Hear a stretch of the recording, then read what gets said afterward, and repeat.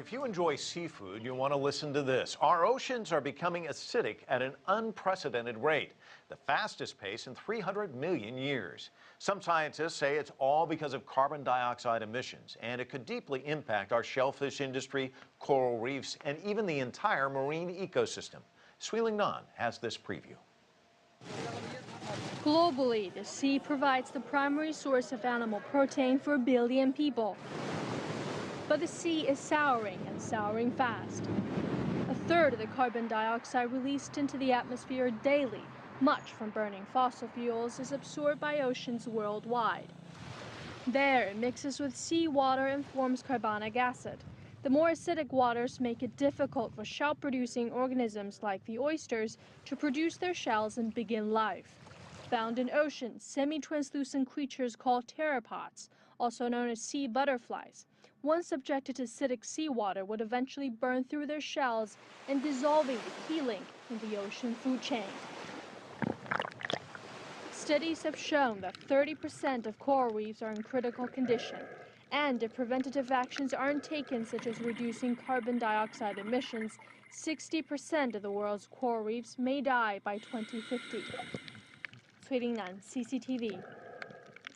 Joining me now in the studio is Elizabeth Libby Jewett. She is director of the Ocean Acidification Program at the U.S. National Oceanic and Atmospheric Administration. I want to welcome you to the broadcast. I know that this was officially established in 2011.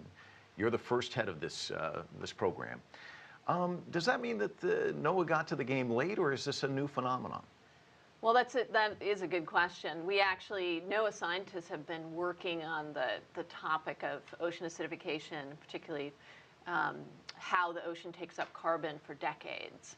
And some of our scientists were some of the first people to raise the alarm.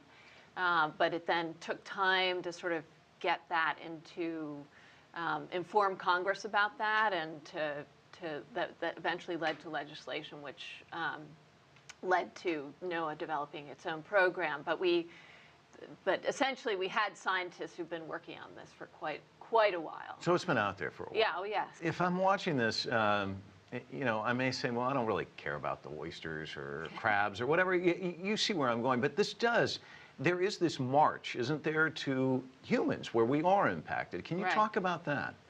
Well, again, coming back to, and you've sort of set me up there by saying maybe you don't care about oysters, but one of the strongest examples we have where we actually have documented that this thing, ocean acidification, is affecting organisms directly is through the work that we've done in the Pacific Northwest, so Washington State.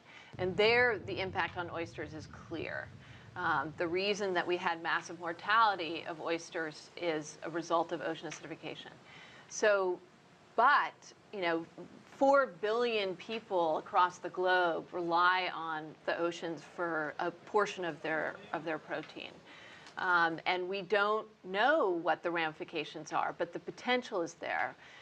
Ocean acidification has the potential to affect all shell-building organisms, because this could be anything from tiny algae that actually build little armored plates to protect themselves, and these are algae that are producing a good portion of the oxygen that we breathe, to oysters and mussels, to coral reefs that build their skeletons with these constituents in the seawater that are being affected by ocean acidification. So, you know, the ramifications are broad, and I think, you know, it's not just the food that we eat, but coral reefs also provide protection for coasts, you know, along the lines of, you know, the big storms that we've just seen in the Philippines.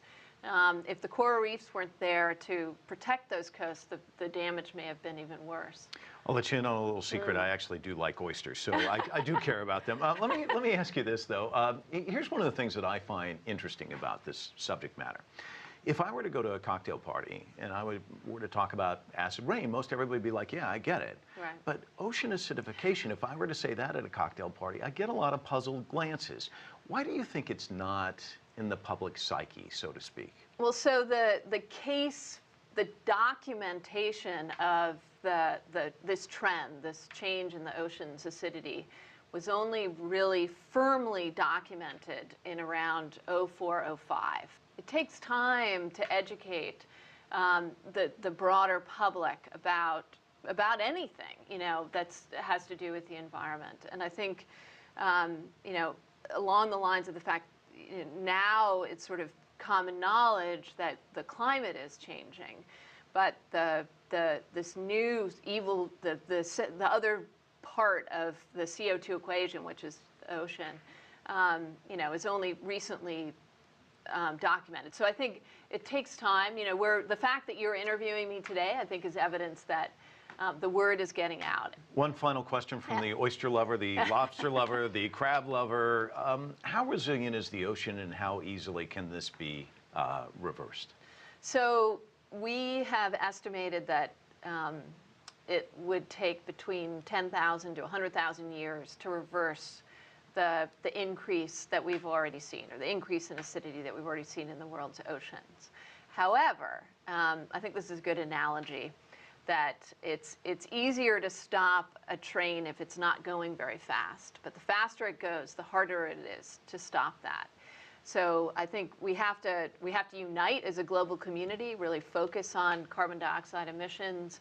And if we can start to reverse that trend, and certainly we're seeing some of that happen, I think the potential for bringing the chemistry of the ocean into balance again is there. Well, we'll leave on that hopeful note. Okay. Thank you so much for talking to us. Appreciate it. Yeah, thanks.